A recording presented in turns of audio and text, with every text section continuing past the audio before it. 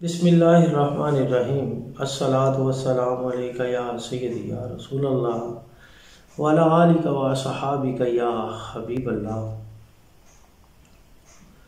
السلام علیکم ناظرین، میں آپ کے ساتھ ہوں محمد آصف اقبال مشاہی قادری۔ میں آج آپ کے لیے لے کر آیا ہوں پروگرام جس کا موضوع ہے شان علی رضی اللہ تعالیٰ عنہ۔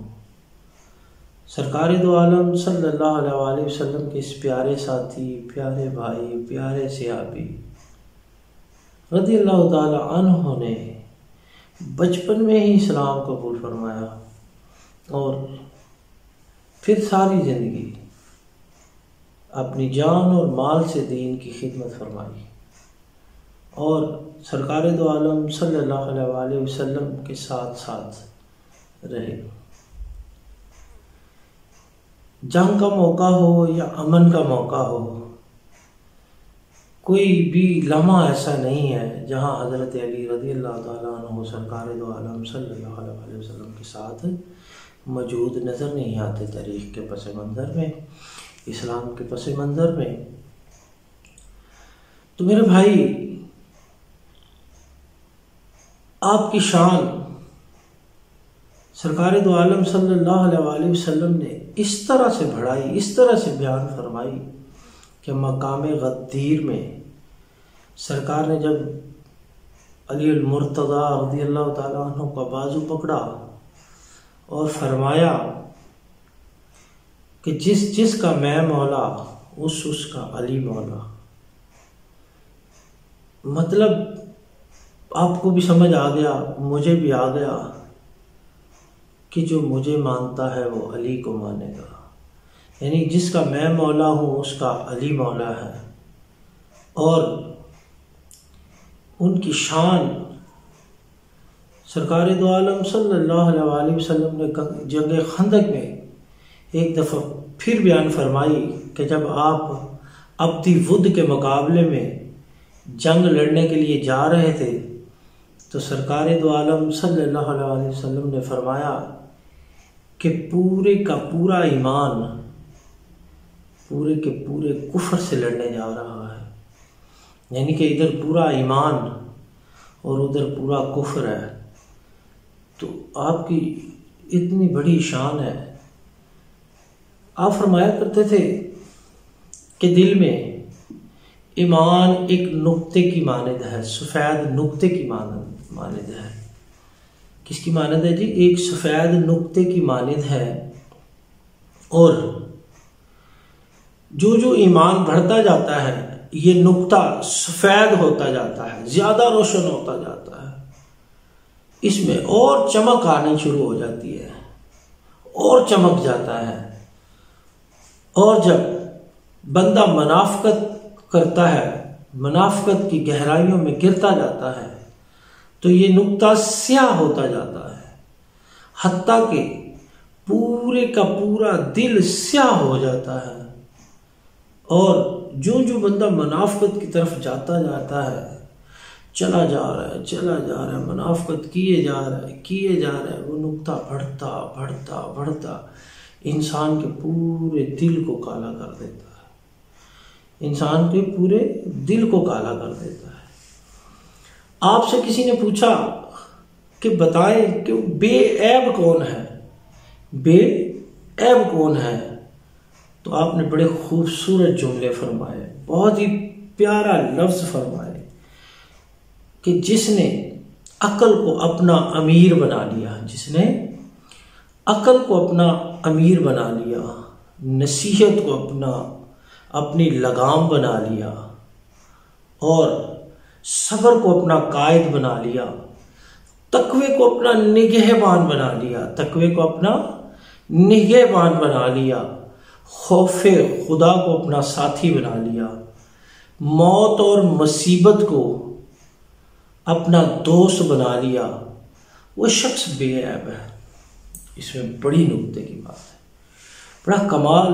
یہ اتنا وسیع موضوع ہے کہ اس پہ بات کرنا، اس پہ کوئی کتابیں اتنی لکھ دی جائیں کہ سیاہیاں ختم ہو جائیں، کلمے ختم ہو جائیں، لیکن اس بات کو ہم الفاظ میں اس کی تشریح نہیں کر سکتے۔ یعنی کہ پہلی بات کتنی خوبصورت بات ہے کہ عقل کو اپنا امیر بنا لو۔ یعنی جو بات سمجھ سوچ کے کرتا ہے، جو بات کو سوچ کے کرتا ہے، اس کا معیار کیا ہوتا ہے؟ اور قرآن فرماتا ہے وَاسْتَعِینُوا بِالصَّبْرِ وَالصَّلَاةِ، صبر اور نماز سے مدد مانگو۔ تو آپ نے فرمایا صبر کو اپنا قائد بنا لو، صبر کو اپنا قائد بنا لو، اور نصیحت کو اپنی لگام۔ اگر کوئی آپ کو صحیح نصیحت کرتا نا تو اس پہ مکمل آپ عمل کریں۔ نصیحت بڑی اچھی ہونی چاہیے۔ اسلام کے بارے میں کوئی نصیحت کرتا ہے، کوئی آپ کو واعظ کرتا ہے، تو اس کو اس طرح لگاموں کی طرح تھام لیں، اس کو پکڑ لیں، اس کو جانے نہ دیں پھر، اور تقویٰ کو اپنا نگہبان بنا لیں۔ تقویٰ کے بارے میں سرکار دو عالم صلی اللہ علیہ وسلم نے فرمایا کہ کسی گورے کو کالے پر، کالے کو گورے پر، عربی کو اجمی پر، اجمی کو عربی پر کوئی فوقیت حاصل نہیں۔ فوقیت صرف تقویٰ ہے۔ اور تقویٰ ہے کیا چیز؟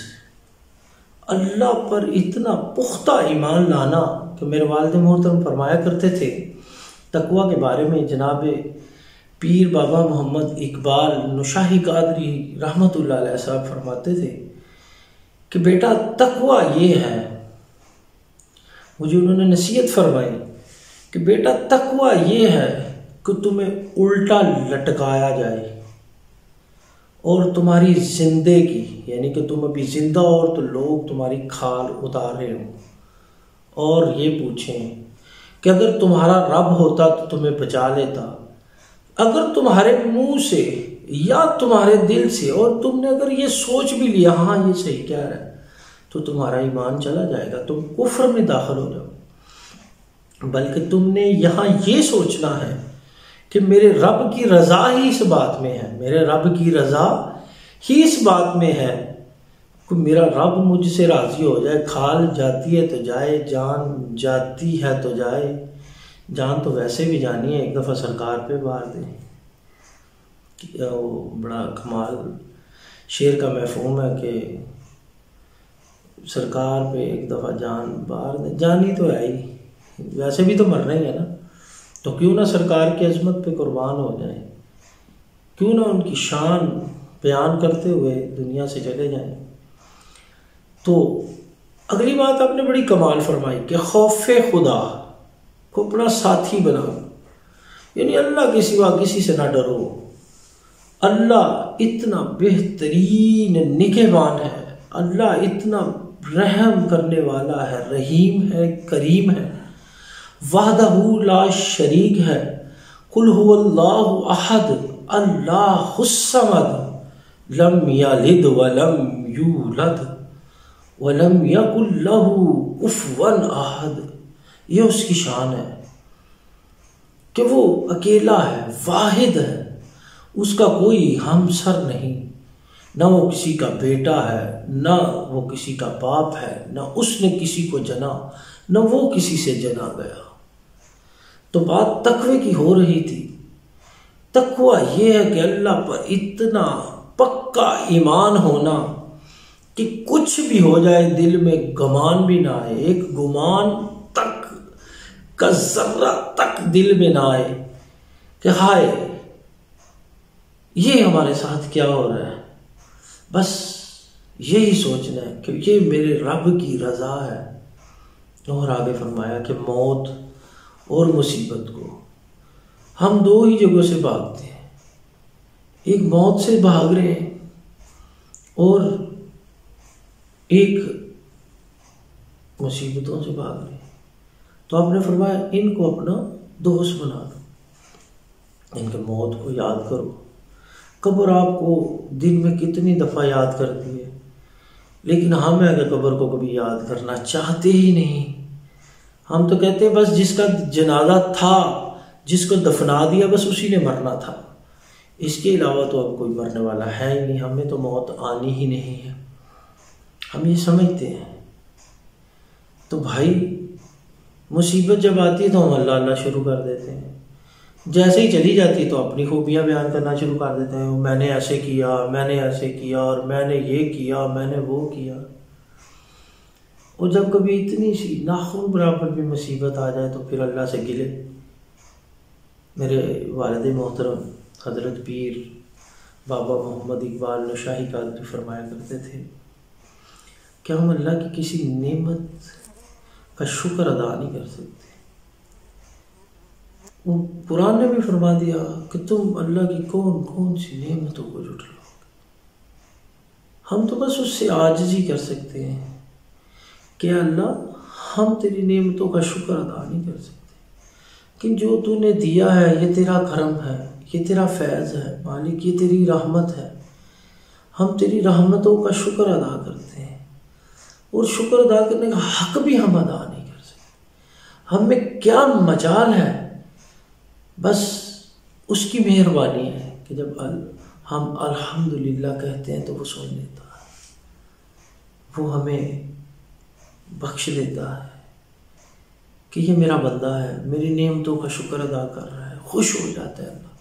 اور جب اللہ خوش ہوتا ہے تو پھر جنت عطا کرتا ہے۔ تو اس نقطے سے اگر ہم محبت رکھیں، پیار رکھیں کہ مصیبت بھی اللہ کی طرف سے ہے، خوشی بھی اللہ کی طرف سے ہے، موت بھی اللہ کی طرف سے ہے، کل نفس ذائقۃ الموت، ہر چیز نے موت کا ذائقہ چکھنا ہے۔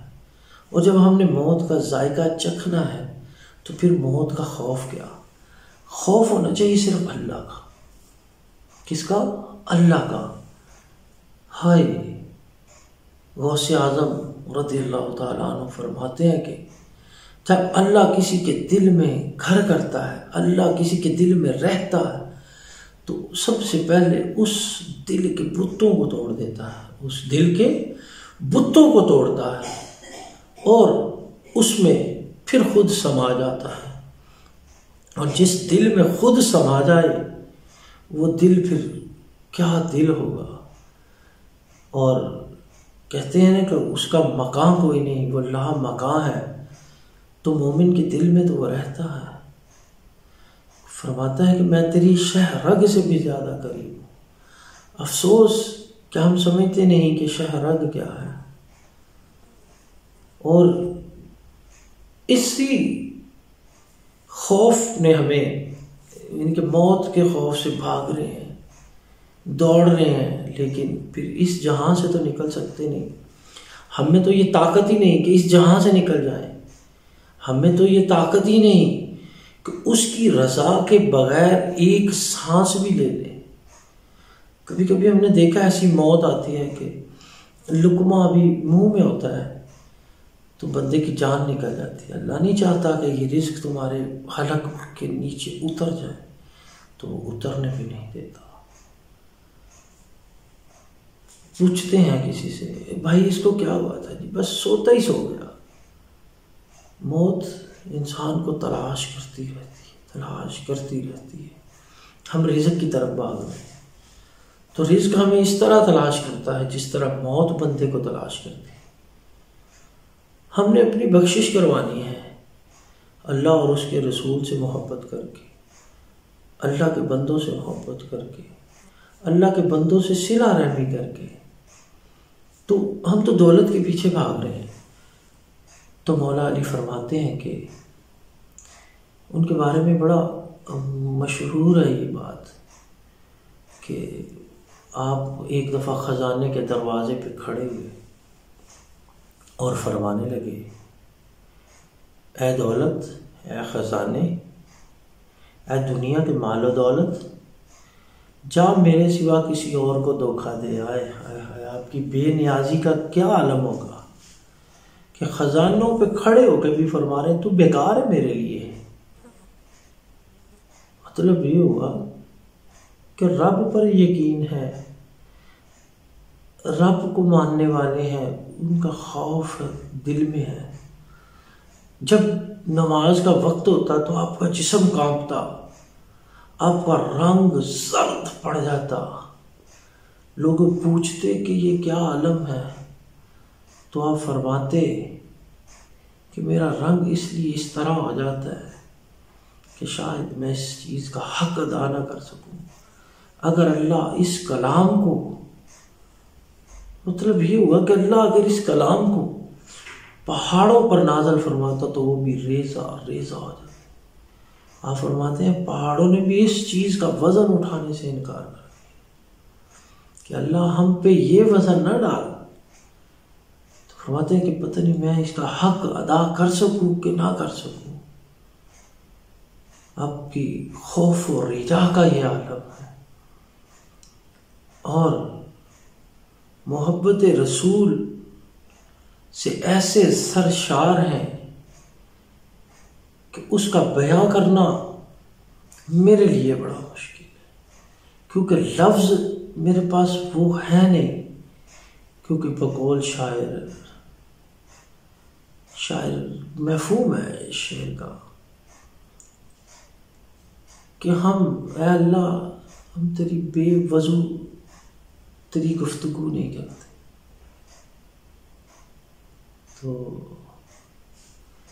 یہ جو عالم ہے نا، اس کو سمجھیں کہ حضرت علی رضی اللہ تعالیٰ عنہ کی پوری زندگی ہمارے لیے مشعل راہ ہے، اور اس امت کے لیے قیمتی اثاثہ ہے۔ اگر ہم ان کے احکام پر چلیں، ان کی مان کے چلیں۔ اب سارے کہتے ہیں کہ ہم علی رضی اللہ تعالیٰ عنہ کو مانتے ہیں، میں کہتا ہوں علی کو تو مانتے ہو، علی کی کتنی مانتے ہو یہ بتاؤ، علی کی کتنی مانتے ہو؟ یعنی کہ علی کو تو سب مانتے ہیں، جو علی کرتے رہے وہ ہم کرتے نہیں۔ نماز کے لیے میں پہلے بھی ذکر کر چکا ہوں، جب نماز کا وقت ہوتا تو ان کا چہرہ زرد ہو جاتا، لیکن اذان ہو رہی ہوتی ہے، ہم اذان کو لوٹاتے بھی نہیں، ہم تو اپنی باتوں میں لگے ہوتے ہیں، ہمیں تو پتہ ہی نہیں اذان ہو رہی ہے۔ مؤذن پکار ہے حی علی الصلاۃ حی علی الفلاح، ہمیں فلاح کا کوئی فکر ہی نہیں ہے، ہم تو اپنے کاموں میں لگے ہوئے ہیں، دولت کمانے میں لگے ہوئے ہیں۔ تو جبکہ ادھر مولا علی فرما رہے ہیں کہ خزانے میرے سوا کسی اور کا دھوکہ نہیں، ان کی بے نیازی کا عالم دیکھیں، تو ہم کہتے ہیں ہم علی کو ماننے والے ہیں، دولت کے پیچھے بھاگ رہے ہیں، شان و شوکت کے پیچھے بھاگ رہے ہیں، تو ہم کیا کر رہے ہیں؟ بڑا پیارا جملہ ہے یہ جو میں بیان کرنے جا رہا ہوں کہ آپ نے خزانہ سے، دولت سے بے نیازی کا یہ عالم رکھا کہ اس کو دھتکار دیا، اس کو اپنایا نہیں، اس کا لالچ نہیں کیا، صرف اللہ اور اس کے رسول سے محبت کی۔ اور پھر سرکار دو عالم صلی اللہ علیہ وآلہ وسلم نے فرمایا کہ جس کا میں مولا اس کا علی مولا۔ انہی الفاظ کے ساتھ آپ سے اجازت چاہوں گا۔ اللہ ہم سب کو